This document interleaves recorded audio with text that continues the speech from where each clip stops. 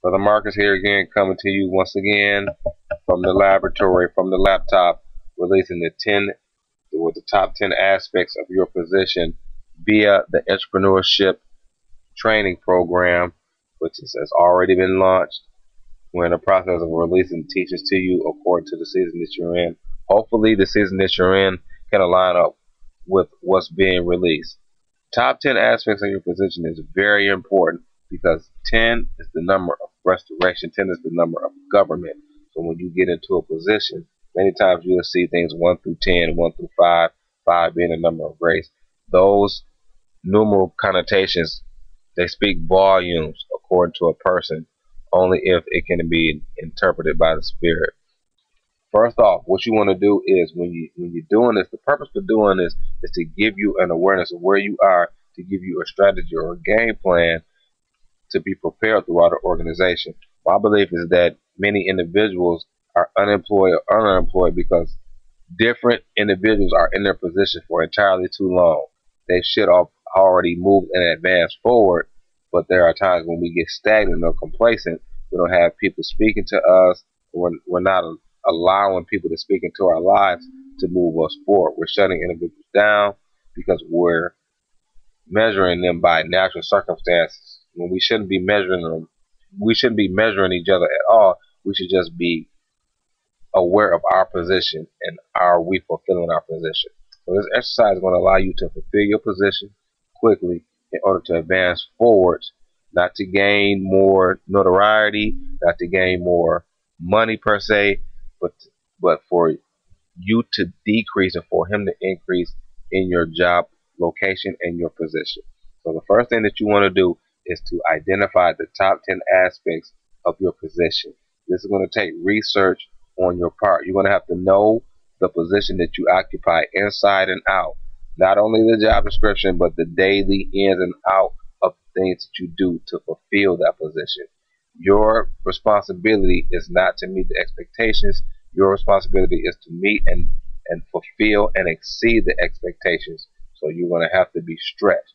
The second thing you want to do is individually prioritize these aspects 1 through 10. And we're just going to stay in this vein as far as this teaching is concerned. So just pay attention to the bold red letters up here. We want to focus on that. You want to individually prioritize these aspects accordingly 1 through 10. How you do this is that you align your top 10 aspects of your position with that of the department and with that of the organization. You don't want to leave your prioritization to your own thinking because the priority has already been set for you. When you've submitted your resume application to that of an organization, you submit to their mission and vision. Hopefully your mission and vision will align with the mission and vision of the organization that you are submitted to. If it is not, it may be meant for you to move to another organization or either submit your gift. I would take B, submit your gift and be faithful over what you have been chosen to be faithful to, and hopefully God will prepare you for it, only if you have the right heart and the right motivation. So for example, what I did was I knew my position. I knew the things that I do daily that allowed me to meet the expectations and exceed the expectations of that position. I'm just going to do 1 through 5. The first one was organization of student information, record keeping and maintenance, organization of our workstation, effective communication among staff and students, curriculum relevance, whereas students can understand the teachings, curriculum creativity, in alignment with CPP 3 topics and recent industry changes. So for me, these things, being a teacher or an instructor or a trainer or a product developer, is very important. The relevance of the curriculum where people can understand what's being taught. It doesn't matter how deep you are. It doesn't matter how great you feel. It matters, do people understand? Can they gain an awareness, an understanding, and an application of what you've already taught? The curriculum creativity in alignment with current industry changes and what God is revealing to me.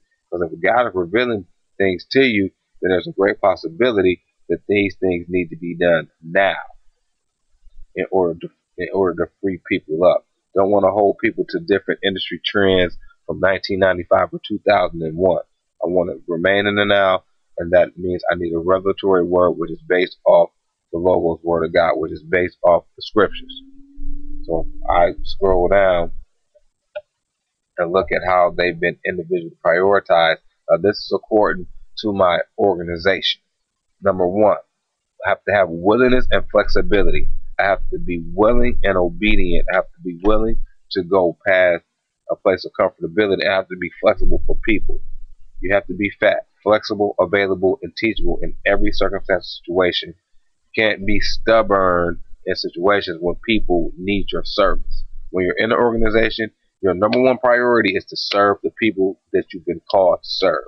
That means staff members, that means any form of customer, anybody that comes before you, you have been called or sent to a location to serve. Two, effective communication amongst staff and students. It's my belief that communication and information management is the two major obstacles in the marketplace, because everybody communicates differently according to their own perception via filter and information management. Some of us don't manage information appropriately because we haven't placed priority on the information that we're attempting to manage. Perception was three, biased viewpoint towards staff, students, and environment. Well, unbiased. I don't have the ability, or I don't have the time, and we don't have the time for biased opinions. We need truth, which is free from opinions, feelings, and emotions. Your perception has to stay clear when you're in your job position, because it's an assignment. So your assignment will cause you to have clear vision of the task at hand, which means I have to serve people. I can't look at what I see in the natural. I identify that, but I don't hold people to what I see in the natural, because it's always a spiritual issue according to any natural circumstances. Professional presentation of myself, material, room, and desk. When people see a person that presents themselves with order, that's what they expect.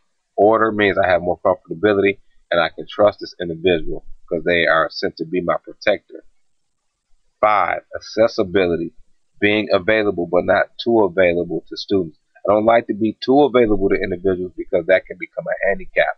But I'm available and flexible enough to serve them in a manner that's effective, that can strengthen them and prepare them forward. So these are some of the things that I did when I came into the organization. I would say the first 3 or 4 months, because I wanted to grab a hold of the position and extract as much as I could. This is a time investment piece that's worth it. But you have to, the first step is to get in alignment with the mission and the vision of your organization. Then you need to grab a hold of the position in and out, surpassing the job description, because the job description is mainly consists of goals and duties. But when you get real descriptive in your job description, that consists of the daily processes, the things, the tasks that you have to accomplish to fulfill the position, to meet the expectation, fulfill and advance. So you want to identify the mission and the vision of organization. Make sure that your mission and vision individually lines up and in your department, so you can identify the top 10 aspects of your position. You can always go to your manager for those things to give you a tidbit, to give you some insight on what they expect from you.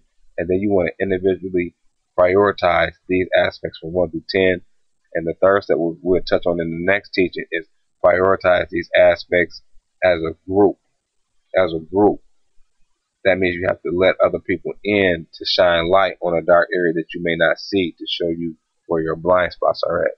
So we appreciate you. If you have any questions, feel free to email me at cagemarkers@yahoo.com, or you can reach me via phone, which is the business line at 815-714-9690. Talk to you soon. Be blessed and highly favored, because God said that you are.